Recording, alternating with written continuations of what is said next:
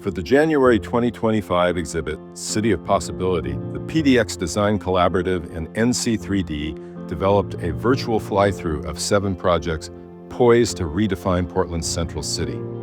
Most will take years, perhaps decades to complete, but one is opening this fall and some are sprouting with their first developments. So let's take a look.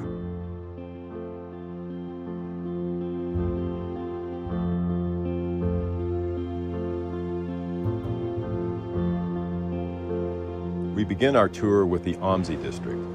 OMSI, Portland's most visited cultural institution, owns 25 riverfront acres served by Max and the Portland streetcar right at the foot of the Tillicum Crossing.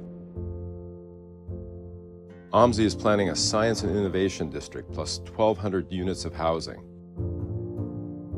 The affiliated tribes of the Northwest Indians, the Columbia River Intertribal Fish Commission, and the Northwest Native Chamber are all collaborating with OMSI to build a waterfront education park and a center for tribal nations to serve indigenous-led organizations across the region.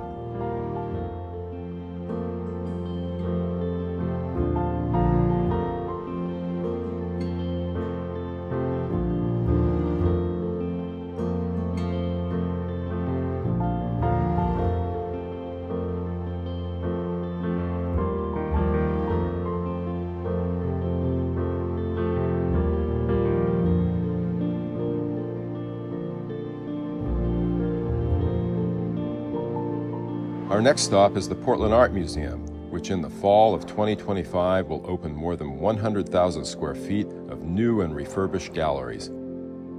At the center will be the Rothko Pavilion. Named for the famed abstract painter Mark Rothko, who started his career in Portland, this glassy and classy addition will better integrate Pietro Belluschi's landmark museum building with the north wing next door.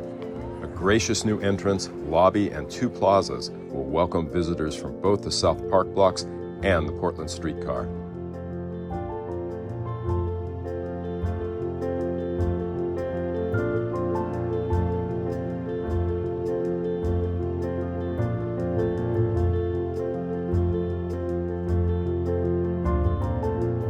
Let's fly over to the future earthquake-ready Burnside Bridge. Pre-construction has already begun on what will be the most important crossing of the Willamette River when the Cascadia subduction zone earthquake likely causes almost every other Portland bridge to fail. Besides being seismically resilient, the new bridge will offer the widest protected bike and pedestrian paths of any bridge in Portland, and it will include infrastructure for a future streetcar line. The cable stay design will add a strikingly graceful inverted Y tower to Portland's bridge collection, and at 290 feet high, the tower will stand as a symbol for hope for all needing to find their way across the Willamette River after the big one.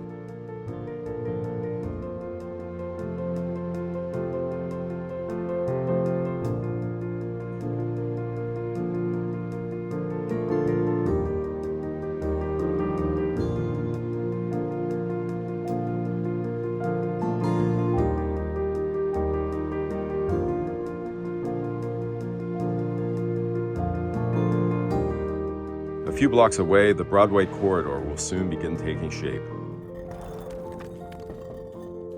The former U.S. Post Office site will become a 34-acre mixed-use neighborhood bracketing a new 3-block expansion of the North Park blocks.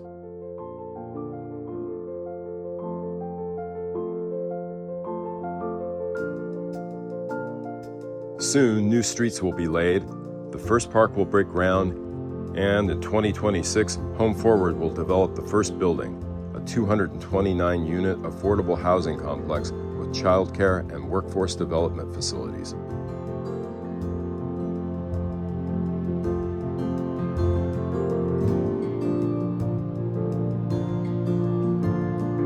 Just across the Willamette River, the largest restorative justice project in America is taking shape, developed by the Albina Vision Trust.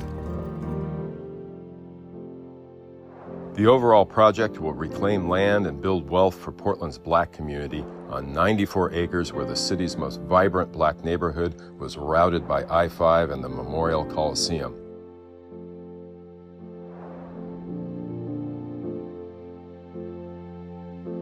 The first building, Albina 1, will open in the summer of 2025 with 94 units of affordable family housing.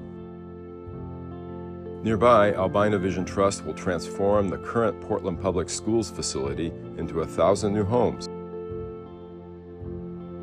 Those with historic ties to the district will get first shot at every housing unit. This 10-acre redevelopment will also serve as a pilot zone for America's first climate-positive, as in carbon-negative, district. And Albina Vision Trust received a $5 million grant from the Metro Regional Government to begin acquiring parcels along the Willamette River, the beginning of a new East Side waterfront park.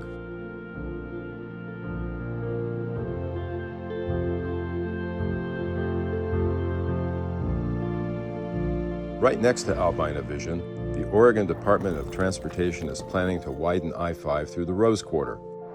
The Biden administration awarded the project a $450 million Reconnecting Communities and Neighborhoods grant, the largest of the program.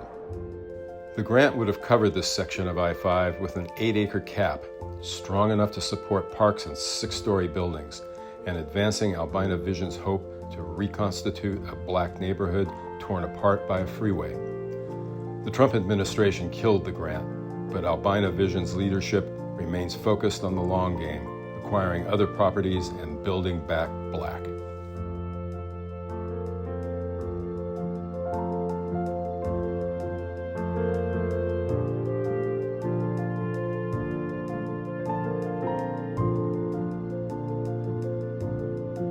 A short walk or bike away, Portland's first shopping mall, Lloyd Center, will be transformed into a new high-density neighborhood of up to 5,000 units of housing.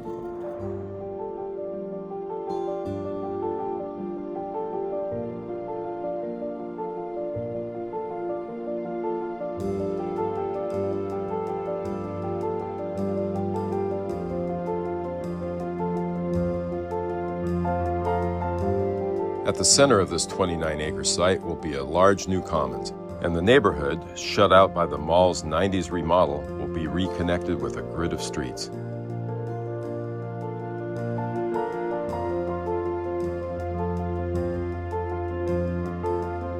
The first project, a bold new music venue seating more than 4,000 people that will replace the old Nordstrom's department store. Don't worry, the developers promise to keep ice skating in Lloyd Center.